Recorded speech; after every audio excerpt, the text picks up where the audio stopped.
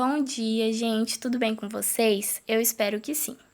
O meu grupo é composto por mim, Giovana Carlota, e pelo Alifer Felipe. O que é a radioastronomia? A radioastronomia é um ramo da astronomia que estuda as radiações eletromagnéticas emitidas ou refletidas pelos corpos celestes. A recepção dessas radiações eletromagnéticas é feita por intermédio de radiotelescópios. Antes de Jenkins ter observado a Via Láctea na década de 1930, os físicos já especulavam sobre as ondas de rádio serem usadas para observar fontes astronômicas. Na década de 1860, as equações de James Clerk haviam mostrado que a radiação eletromagnética, associação entre eletricidade e o magnetismo, poderia existir em qualquer comprimento de onda. Várias tentativas foram feitas para detectar emissões de rádio do Sol. Foram experimentadas por Nikola Tesla e Oliver Lodge, mas essas tentativas foram incapazes de detectá-las por limitações técnicas dos seus instrumentos. No início da década de 1930, Carl Jansky fez a descoberta da primeira fonte de rádio. Um engenheiro dos laboratórios de biotelefone estava investigando a estática que interferia nas transmissões de voz transatlântica por ondas curtas. Usando uma grande antena direcional, Jansky notou que seu sistema analógico de gravação de papel e caneta manteve a gravar um sinal de repetição de origem desconhecida. Uma vez que o sinal que os atingia era a cada 24 horas aproximadamente. Inicialmente, Jansky suspeitava que a fonte de interferência era o Sol que cruzava o ponto de visão da sua antena direcional.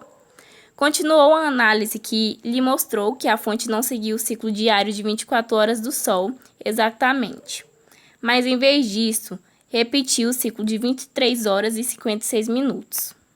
Ao comparar suas observações com mapas astronômicos, Jansky concluiu que a fonte de radiação que produzia o pico quando o ponto de visão de sua antena se direcionava para a parte mais densa da Via Láctea, na constelação de Sagitário. Ele concluiu que o Sol e outras estrelas não eram grandes emissores de ruído de rádio, e a interferência de rádio estranha poderia ser gerada por gás e poeira interestelar da galáxia. O pico da fonte de rádio de Jansky, um dos mais brilhantes no céu, foi designado Sagitários A em 1950. E em vez do gás e poeira galáctica inicialmente, desde então foram encontradas emissões de rádio produzidas por elétrons envolvidos por forte campo magnético dos complexos objetos encontrados nessa área. Groth-Huber foi inspirado pelos trabalhos de Jansky e construiu um radiotelescópio parabólico com diâmetro de 9 metros em seu próprio quintal em 1937. Ele começou a repetir as observações de Jenkins e passou a realizar o primeiro levantamento do céu nas frequências de rádio. Martin Hiller e Anthony Helsch, no grupo de astrofísicos de Cavendish, desenvolveram a técnica de síntese de abertura com rotação da Terra.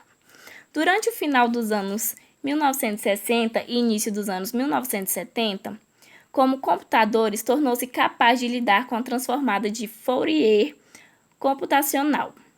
Eles usaram a síntese de abertura para criar uma abertura efetiva de 1 milha e mais tarde uma abertura efetiva de 5 km, usando nos telescópios Oni-Miller e Hiller.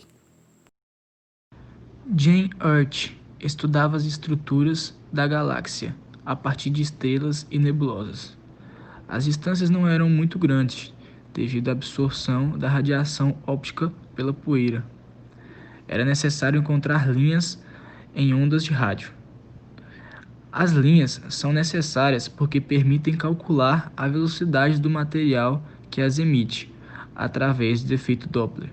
Van der Herst, aluno de Earth, calculou a frequência da linha hiperfina do H neutro, resultante da transição entre os spins do próton e elétrons do paralelo para antiparalelo.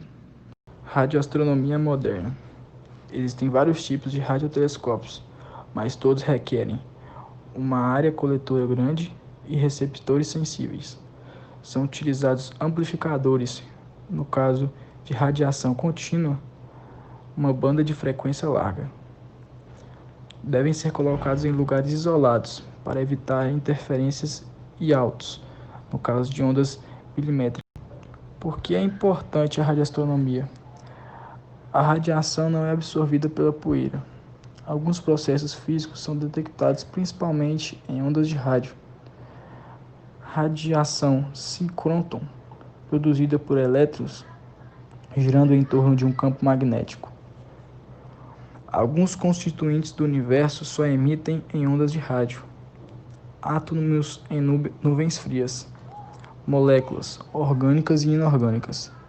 Radiação costômica de fundo, fótons com espectro de corpo negro a 2,7 K.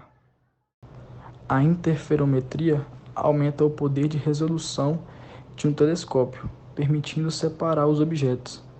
Algumas técnicas observacionais foram introduzidas em radioastronomia, por exemplo, a VLBI.